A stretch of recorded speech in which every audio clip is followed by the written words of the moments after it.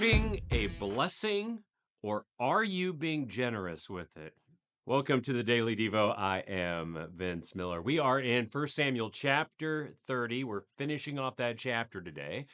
David and his men just enjoyed a massive victory against the Amalekites. Then there's this minor little disagreement when they return. David corrects them. And then when they return to Ziklag, this happens. David does this in verses 26 down through 31. When David came to Ziklag, he sent part of the spoil to his friends, the elders of Judah, saying, "Here is a present for you from the spoil of the enemies of the Lord."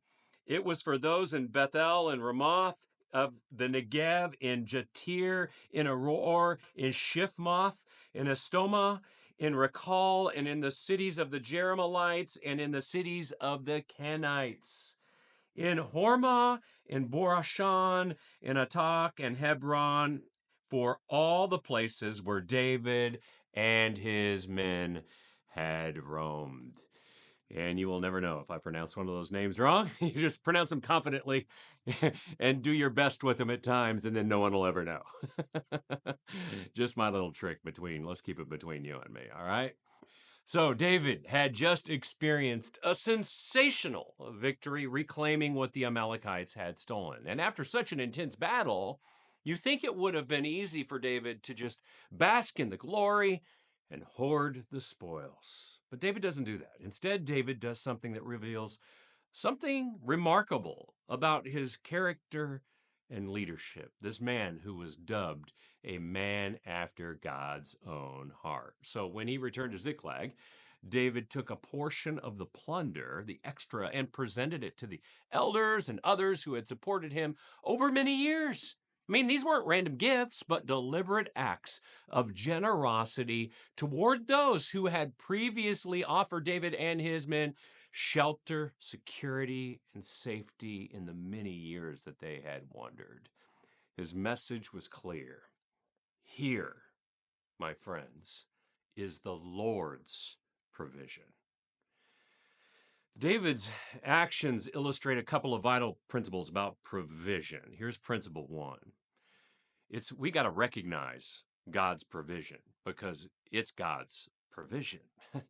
David understood that the victory belonged to the Lord. He for sure understood that. In the things that he says and the things that he does, it's just clear. By referring to the spoil as from the enemies of the Lord, he simply acknowledged it wasn't merely his success, but it was God's deliverance and blessing to them.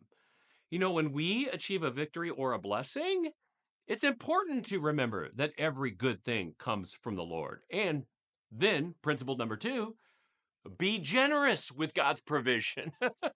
David's generosity wasn't about repaying people, but about recognizing relationships and the importance of God's blessing through him to them.